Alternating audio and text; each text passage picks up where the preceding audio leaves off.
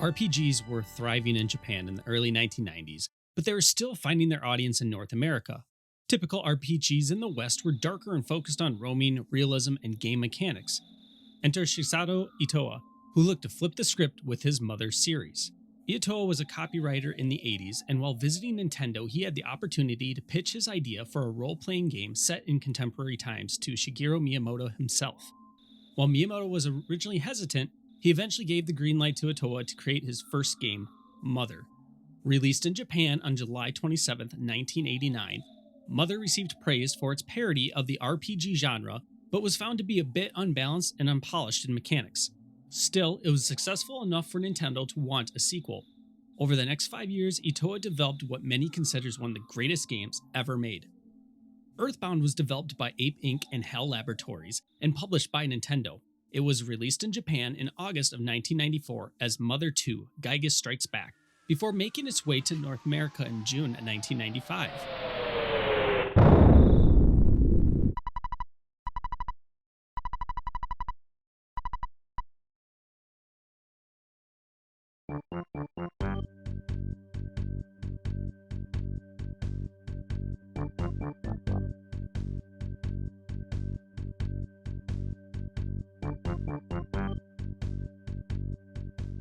The name was changed to Earthbound as to not confuse its new audience in the States. Nintendo also had an aggressive ad campaign in the US that claimed, "This game stinks," that highlighted the game's humor and included scratch and sniff ads. The entire premise of Earthbound is it's a quirky parody of RPGs and video games in general. Itoa encouraged his staff to work with reckless wildness when creating Earthbound, looking for new ways to innovate video games. The design was intentionally bizarre, and the characters given dialogue to feel more conversational. Most importantly, Itoa wanted to make a game that appealed to more non-gamers. This quirkiness is what makes or breaks the game for the player. The story itself is self-aware and calls attention to that fact all the time. It also has many absurd moments that pulls you in and wanting you to learn more about the Earthbound world. Because of the story, Earthbound built a dedicated fan community despite the lackluster performance when it was released.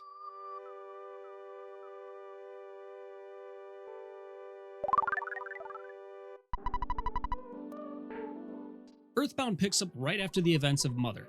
A young boy named Ness wakes in the middle of the night when a meteor crashes near his home. He goes to investigate, and so begins our journey through Eagle Land to stop the evil force, Gygus. Along the way, Ness is joined by Paula, Jeff, and Pooh, who help him find the 8 melodies that will give him the strength to defeat Gygus.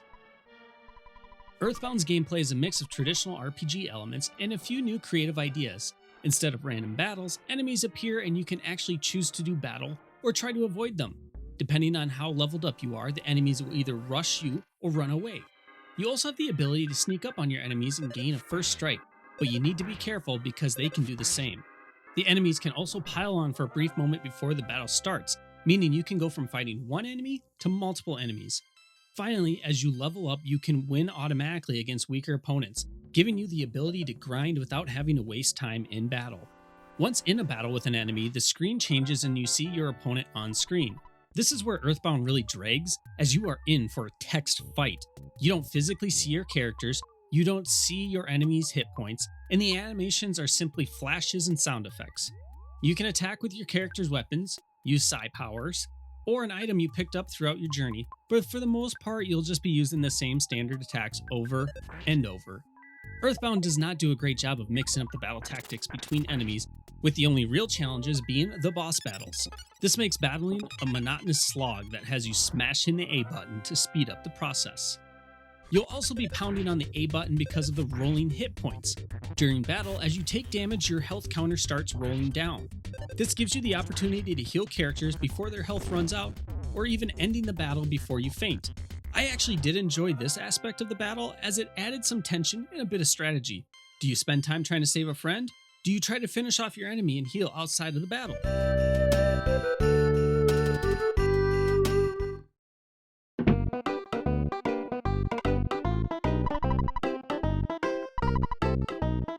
Along with earning experience points in battles, you also earn money. You can deposit the money to save for later, or spend it at all the various shops and dealers you come across.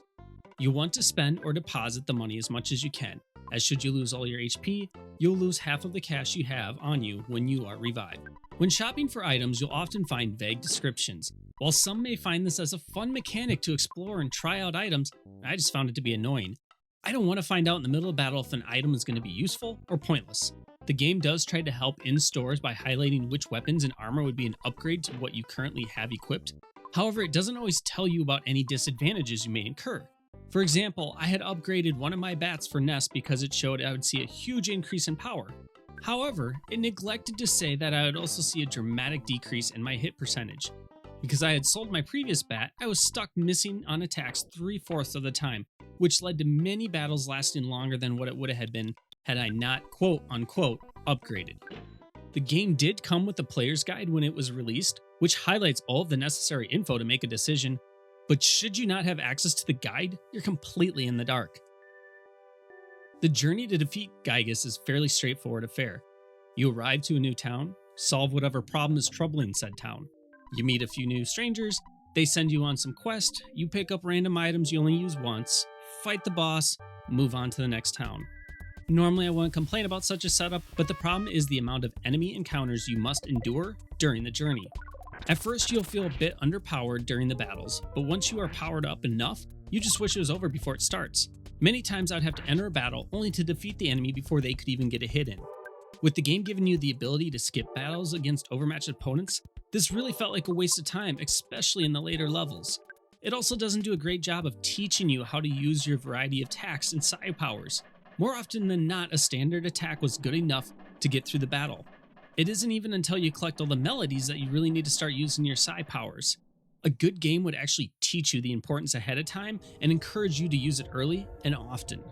Graphically speaking, the game looks great despite the simple approach. The graphics are colorful and lush, with basic details highlighted. Almost too simplistic for the SNES, but with the quirkiness of the game, it works well. I also really enjoyed the music. Each town has a unique tune that helps set the tone. However, I did find that outside of towns is a bit repetitive and dull, especially when exploring caves.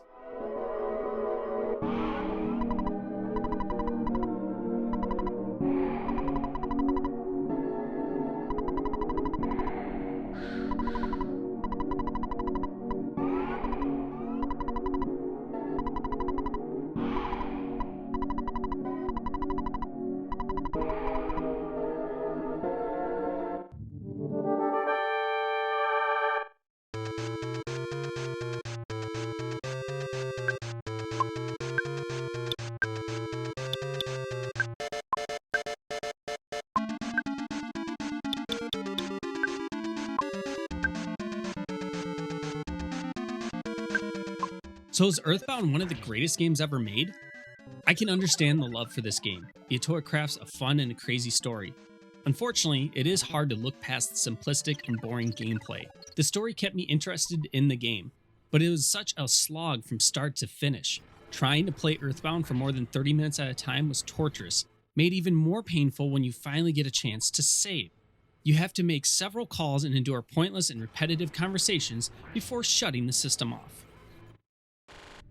I really wanted to enjoy this game, especially because of all the hype.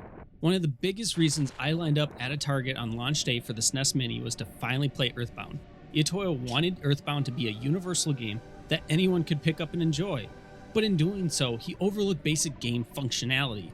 Unfortunately, I can't really recommend this game unless you're a die-hard RPGer. This is must-skip nostalgia.